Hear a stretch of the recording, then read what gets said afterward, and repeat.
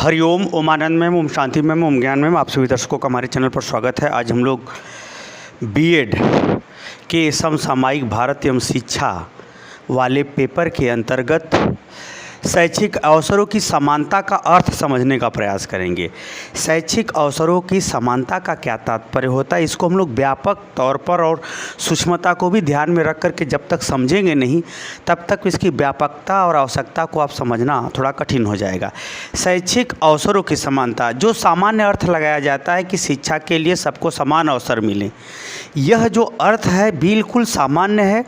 इस अर्थ में अभी क्या क्या छिपा है, जब हम उसे व्यापक करूँगा, व्याख्या करूँगा, तो निश्चित रूप से आप इसका महत्व और आवश्यकता इत्यादि को आराम से समझ जाएंगे। तो आइए इन्हीं सब बातों को व्यवस्थित विस्तृत ढंग से इसकी चर्चा करते हैं। पहले आइए इसका अर्थ देखते हैं। समावेशी, आज के समय में सभी विश्व में के सभी देशों में शिक्षण अधिगम व्यवस्था के अंतर्गत समावेशी शिक्षा को स्वीकार किया गया है। यानी समावेशी शिक्षा में जो विभिन्न प्रकार के अधिगमकर्ता होते हैं, जैसे प्रतिभाशाली बालक, सामान्य बालक, अधिगम बाधित बालक, श्रवण बाधित बालक, विकलांग बालक, जो सभी प्रकार के बालक होते हैं। समावेशी शिक्षा में विभिन्न प्रकार के अधिगमकर्ता को विभिन्न शिक्षण संस्थाओं में शिक्षा के लिए समान अवसर उपलब्ध कराना, शैक्षणिक यानी शिक्षण अधिगम व्यवस्था के अंतर्गत समान अवसर उपलब्ध कराना क्या कहलाता है? शैक्षिक अवसरों की समानता कहलाती है। अब इस समान अवसर क्या है और विभिन्न शिक्षण संस्था क्या है, इसको समझना जरूरी होता है। जैसे विभिन्न अधिगमकर्ता को मैंने बताया, विभिन्न शिक्षण संस्था मतलब प्राइवेट संस्था, सरकारी संस्था। समान अवसर का क्या अर्थ होता है शैक्षिक दृष्टिकोण से, उसे समझना आवश्यक होता है। चलिए इसके साथ साथ एक और अर्थ बता देता हूँ, फिर समान अवसर का अर्थ बताता हूँ। शिक्षा की अगर हम बात करें तो शिक्षा ऐसी शिक्षा जो सभी अधिगमकर्ता को यानी सभी प्रकार के बालकों को, जिस कक्षा का है, जिस प्रकार का है, उसमें जो विभिन्न प्रकार के बालक है, धर्म के आधार पर, संस्कृति के आधार पर, बोली भाषा के आधार पर, योग्यता के आधार पर, विभिन्न समस्याओं के आधार पर जो भी सभी प्रकार के बालक हैं, यानी शिक्षा में सभी अधिगमकर्ता को आत्मनिर्भर बनाने हेतु, आत्मनिर्भर मतलब ज्ञान हो तो समान विश्वास रखे, व्यवहार सीखे, व्यवहार पर भी वो आत्मनिर्भर हो, यानी कुल मिलाकर योग्यता, क्षमता, सोच, समझ, ज्ञान, यानी शिक्षा में सभी अधिगमकर्ता को आत्मनिर्भर बनाने हेतु जो शैक्षणिक अवसरों की या शिक्षण अधिगम व्यवस्था का जो अवसर समान रूप से उपलब्ध कराया जाता है, उसे शैक्षिक अवसरों की समानता कहते हैं। उसे क्या कहते हैं? शैक्षिक अवसरों की समानता कहते हैं। अब बात रह गई वो आत्मनिर्भर कैसे हो। जैसे कोई बालक एक बार में अगर सीख लेता है और कोई बालक 5 बार में सीखता है, तो अध्यापक का शैक्षणिक दृष्टिकोण से आत्मनिर्भर बनाने के संदर्भ में यह अर्थ निकलता है कि अध्यापक जब इसको 5 बार पढ़ाएगा तब उसे अधिगम होगा और इसे 1 बार पढ़ाया तब भी उसे अधिगम होगा। तो यहाँ पर प्रयासों में भी समानता होनी चाहिए। ये समानता कुल मिला के किसी भी पढ़ाई का परिणाम अधिगमकर्ता को सिखाना ही होता है, उसके व्यवहार में परिवर्तन लाना ही होता है। तो जहाँ समानता का मतलब नहीं कि एक बार इसको पढ़ा दिया, इसको आ गया, ये भाड़ में जाए, ऐसा नहीं। अवसरों की समानता का तात्पर्य है कि अगर शिक्षक पढ़ाए तो अधिगम प्रतिभाशाली बालक को भी हो रहा है तो पिछड़े बालक को भी होना चाहिए। ये अलग बात है कि अध्यापक के लिए शैक्षिक अवसरों की समानता उसके उन प्रयासों पर निर्भर करता है जो समान रूप से सभी बालकों को अधिगम करा दे। तो आइए इन्हीं सब बारीकियों को ध्यान में देखते हैं कि वो कौन सा शैक्षिक अवसर है जिसमें समान अवसर अगर दिया जाए तब हमारा जो है शैक्षिक अवसरों की समानता का व्यापक, व्यवस्थित, व्यक्तिगत, सामूहिक, अधिगमकर्ता इत्यादि के दृष्टिकोण से सही अर्थ निकलेगा। पहला देखते हैं नामांकन। सरकार ने सार्वभौमिक शिक्षा के अंतर्गत 1 से 8 तक के सभी बालकों का नामांकन सुनिश्चित किया है। उस नामांकन में जाति पाति, धर्म, योग्यता, भाषा, संस्कृति इत्यादि किसी भी आधार पर आपको भेदभाव नहीं करना होगा, तब यह शैक्षिक अवसरों की समानता होगी। अब यह ध्यान रखिएगा, शैक्षिक यहाँ जो अवसरों की समानता है इसका बहुत व्यापक अर्थ है। पहला मैंने अर्थ बताया नामांकन, चाहे वो प्राइवेट संस्था हो चाहे सरकारी संस्था हो, 1 से 8 तक सार्वभौमिक शिक्षा के नियमानुसार सभी बालकों को उनको दाखिला लेना आवश्यक है, उनका नामांकन रजिस्ट्रेशन करना आवश्यक है, तब शैक्षिक अवसरों की समानता होगी। दूसरा देखते हैं शैक्षिक अवसरों की समानता। संस्थान, चाहे सरकारी संस्थान हो चाहे प्राइवेट संस्थान हो, कोई भी संस्थान हो, बालकों में किसी भी भाषा के आधार पर भेदभाव नहीं करते हुए उनको एडमिशन लेना चाहिए। ये अलग बात है कि व्यवहार में लोग करते क्या हैं। हम बता रहे हैं शैक्षिक अवसरों की समानता की बात।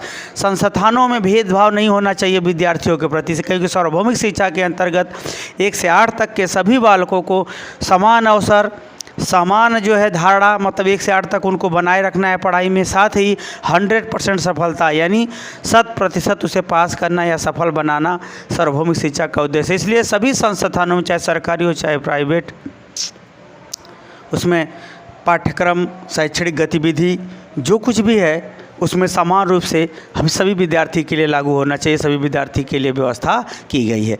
यह भी शैक्षणिक अवसरों की समानता बताता लग रहा है।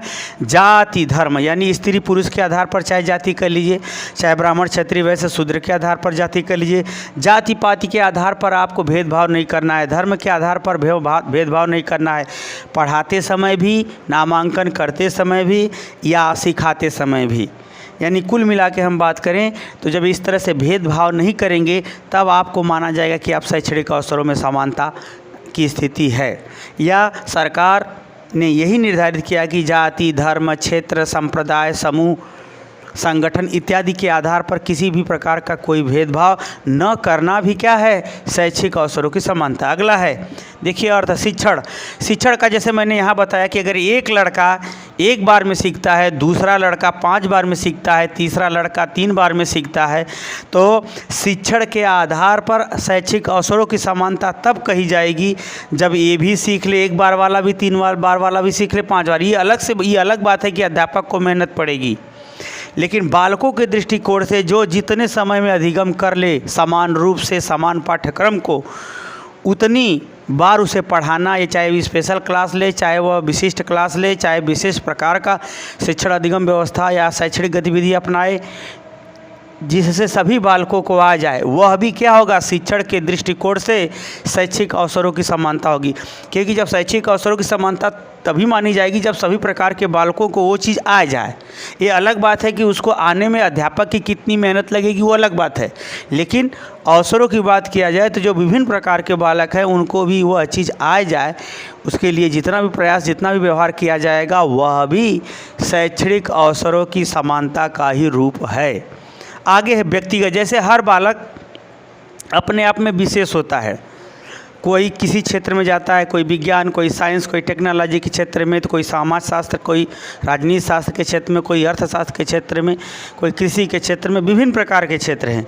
तो जो बालक की व्यक्तिगत योग्यता क्षमता है, उस व्यक्तिगत योग्यता क्षमता के आधार पर शैक्षणिक व्यवस्था देना, अधिगम कराना, सिखाना, बताना, उसके व्यक्तित्व को उस दिशा में आगे बढ़ाना भी क्या है, व्यक्तिगत रूप से शैक्षणिक अवसरों की समानता ही है।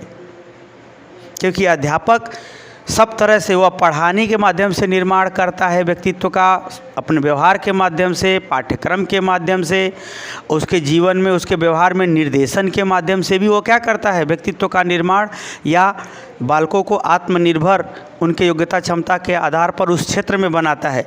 तो जो व्यक्तिगत रूप से योग्यता क्षमता है उसके लिए शैक्षणिक अवसर देना, व्यक्तिगत रूप से उसे विषय के चुनाव को प्रमोट करना, निर्धारित करना, उत्प्रेरित करना, ताकि वह अपनी योग्यता क्षमता के आधार पर वो विकास कर सके, अपने व्यक्तित्व का विकास कर सके, ज्ञान व्यवहार कौशल कला इत्यादि का विकास कर सके।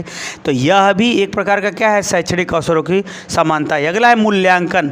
जैसे कहा जाता है कि कोई कमज़ोर बच्चा कोई उत्तर देता है तो शाबाशी ज़्यादा देनी चाहिए, अगर कोई तेज छात्र उत्तर देता है तो उसमें शाबाशी थोड़ा नॉर्मल देना चाहिए, पुनर्बलन थोड़ा कम ही देना चाहिए।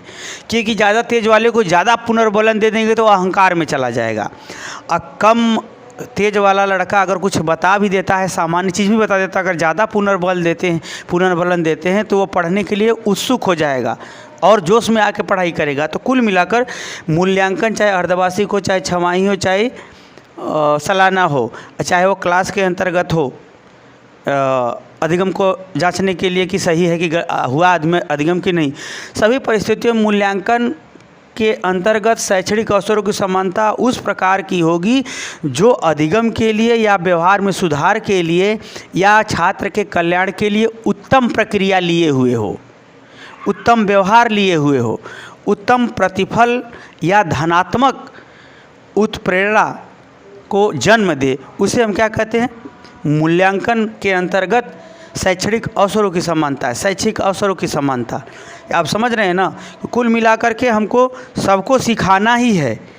तो मूल्यांकन भी एक प्रक्रिया है जो बालक को हम किसी शैक्षणिक क्षेत्र में प्रेरित करके उसके अधिगम की प्रक्रिया को तेज कर सकते हैं, अधिगम को आगे बढ़ा सकते हैं। तो ये भी शैक्षणिक अवसरों की। अगला है भाषा एवं संस्कृति।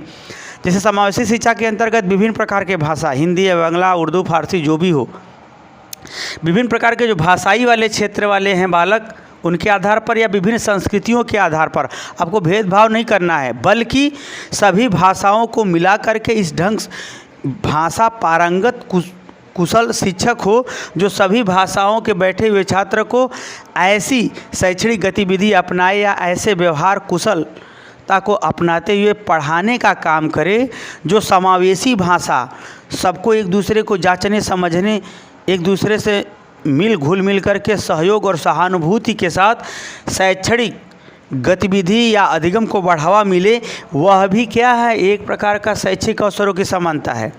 समावेशी शिक्षा में इस बात का भी बल दिया गया था कि जो विभिन्न प्रकार के बालक हैं, विभिन्न प्रकार की भाषाएं बोलते हैं, उनमें उनको पढ़ाते समय शिक्षक जो है भाषा में काफ़ी कुशल हो, ताकि उनकी सभी भाषाओं को समझ करके उनको समान रूप से हर बात को उनके संस्कृति, धर्म, उनके व्यवहार, उनके जीवन, उनके अनुभव, उनके पर्यावरणीय परिस्थिति के आधार पर जोड़ करके समझाने का प्रयास करें और सभी भाषाओं के लोग एक दूसरे से मिलते जुलते होने के कारण से, छात्र एक दूसरे से मिलने जुलने के कारण से एक दूसरे की भाषा भी सीखें और आवश्यक ज्ञान को भी सीखें। तो यह भी एक प्रकार का भाषाई और विभिन्न संस्कृतियों के साथ शैक्षिक शिक्षा का समान अवसर उपलब्ध कराना है। तो कुल मिला के हमने आपको क्या बताया कि शैक्षिक अवसरों की समानता का हमने अर्थ बताया। यह समानता, जो समान अवसर का अर्थ है, वह समान अवसर इन विभिन्न दृष्टिकोणों से देखा जाता है, जिसमें कुल मिलाकर के अधिगमकर्ता के कल्याण और विकास का मार्ग प्रशस्त किया जाता है। तब वो क्या कहलाएगा? तब वो कहलाएगा शैक्षणिक अवसरों की समानता। तो मुझे उम्मीद है कि अगर आप सावधानी, समझदारी, प्रेम, व्यवहार से पढ़ते होंगे तो ये मेरी बात आप समझ गए होंगे। 2-4 बार वीडियो आप चला लेंगे, आराम से पढ़ लेंगे तो सब बातें समझ में आ जाएगी। जो जगह है, जो सोया है उसे जगाया जा सकता है, लेकिन जो जानबूझ के सोया है उसे नहीं जगाया जा सकता। यदि आप पढ़ना चाहते हैं तो मुझे उम्मीद है कि इतना आपके लिए बहुत पर्याप्त है, व्याख्या विस्तृत रूप से कर सकते हैं। यदि आप नहीं पढ़ना चाहते हैं तो आपको कौन पढ़ा सकता है, भगवान जाने। हरिओम। साथ ही मेरे चैनल को लाइक, शेयर, सब्सक्राइब कीजिए। हरिओम।